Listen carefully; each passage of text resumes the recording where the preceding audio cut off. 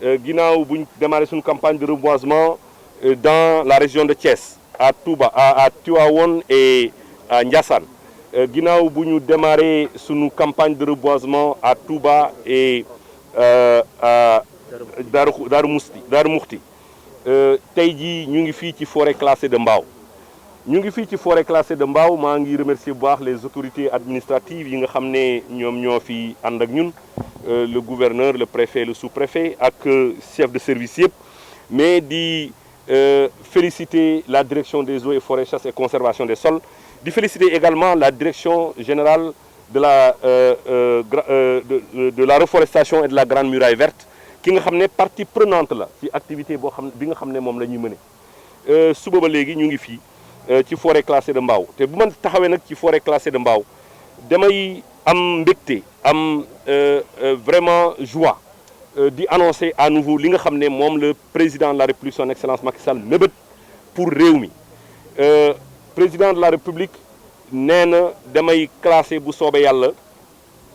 li nga xam ne toll na ci 10 forêts classées ci réew mi ci fan yi ñu jëm bien sûr en respectant li nga xam ne moom mooy bëgg-bëgg population yi en respectant li nga xam ne moom mooy bëgg-bëgg population en termes de pâturage en termes d'agriculture beneen mbir moomu mooy le président de la République mu jëlee dogal classé lu toll nii 10 forêts classées lu toll nii 75 000 hectares loolu c'est une décision historique et c'est un bonheur en tant que ministre de l'environnement ma ci delluwaat ma si ñëwaat à plusieurs reprises parce que comme ni ngeen ko xamee sunu réew dafa am lu toll nii 186 forêts classées 186 forêts classées yi nga xam ne réew mi am na ko classement bu njëkk bi ñu ngi ko def en octobre 1930 fële ci Casamance parmi les 186 forêts classées juróom rek la ñu classé après les indépendances te parmi juróom yooyu ñu classé après les indépendances bi ci gën a yàgg date de janvier 1968 donc ce qui veut dire que at yëpp réew mi classé wul ay forêt te président jël décision dans le cadre ci li nga xam ne moom la ñu tuddee le programme le PSE vert bi nga xam ne président de la République tabax na ko programme boobu mu ngi sumb li nga xam ne moom mooy reboisement durable et inclusif du territoire national mu nekk programme bu am solo mu nekk programme bu am doole donc geste boobu action boobu bu ko président de la République defee ma taxaw fii ci digg forêt classée de Mbao damay am mbégte di ci ñëwaat di ko baamtuwaat beneen mbégte bi ma am mooy président de la République toujours ci élan bi nga xam ne jël na ko pour la protection de notre patrimoine forestier jël na lu toll ni 10 hectares ci ancien aéroport bi nga xam ne moom mooy Léopold Sédar Senghor pour mu classer ko jagleel ko li nga xam ne moom lañ tuddee parc forestier urbain de Dakar Yoff mu nekk aussi une décision historique xam ngeen ni forêt classée buñ ko déclassé code bi nga xam ne le code forestier dafa ne il faut ñu jël superficie bu ñu déclassé bu toll noonu ñu yóbbu ko classé ko beneen i bërëb boobu ba léegi gis nañ ne classement yi bëriwul mais président de la République dina ci indi ay saafara beneen mbir mi maa ngi fii ci forêt classée de Mbao di annoncer di wax ni il n'y aura pas 1 millimètre carré bu ñuy déclassé pour ay privé wala pour ay particulier wala pour ay promoteur l'État n'est pas dans cette disposition de déclasser la forêt classée la forêt de l'État bi nekkul ci tànku déclasser 1 millimètre carré li fi nekk dañ koy ñoŋal dañ koy protéger loolu moo tax ñu yeewu tey fas yéene delloo ci garab bi ma visité léegi pépinière bi fekk naa fa 175 000 plants dañoo fas yéene ci 175 000 plants yooyu ñu jël ci 22 000 plants avec la jeunesse bi nga xam ne engagé wu na et que j'invite saa yu ñu yeewoo d'ici les 2 mois pour que ñu jëmbat ci 22 000 plants fii ci biir forêt classée de Mbao et heureusement aussi ñu ngi constaté depuis bi autoroute à péage bi jàllee dañu constaté divagation bi dafa wàññeeku te divagation bi li mu wàññeeku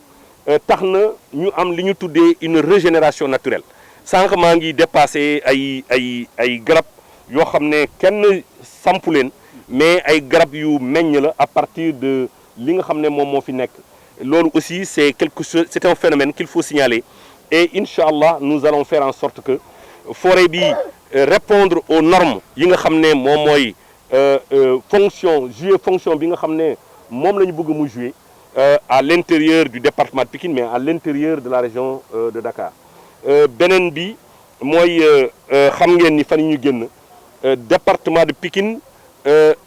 à travers le maire demandé na pour que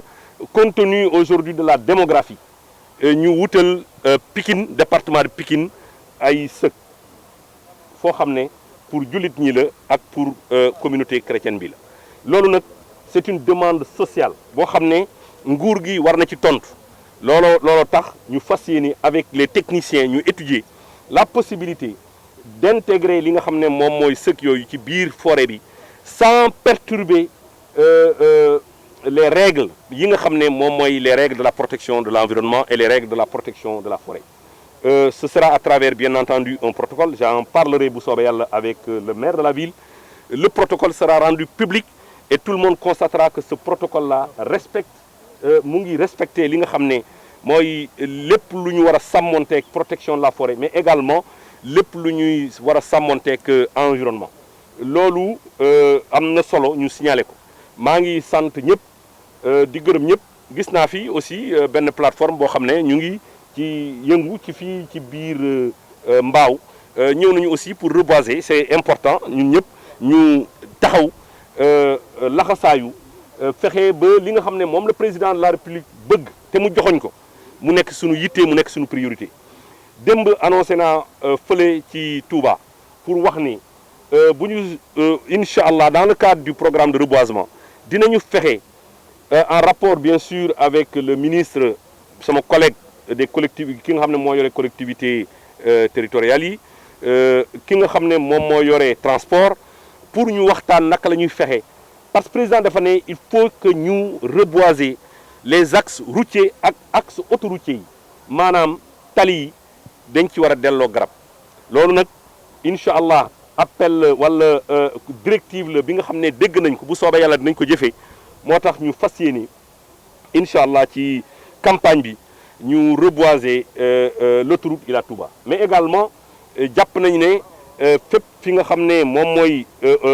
tali yi war nañ leen reboiser en rapport avec les maires en rapport ak les jeunes en rapport avec le mouvement navétane beneen mbir mi nga xam ne aussi bëgg nañ ci egg mooy fële nga xam ne autoroute bi nga xam ne moo jógee Malick Sy ba aéroport bëgg nañu aussi de part et d'autre ñu reboiser ci ay garab pour que vraiment le président de la République bëggal réew mi pour que mu nekk loo xam ne lu antu la décision yooyu yëpp incha allah dinañ ci waxtaan ak ñi nga xam ne ñoom lañ ci war a waxtaanal maa ngi féliciter encore à nouveau la direction des eaux et forêts chasse et conservation des sols di féliciter l'agence sénégalaise de la reforestation et de la Grande Muraille Verte ñi nga xam ne ñoom ñoo ŋànk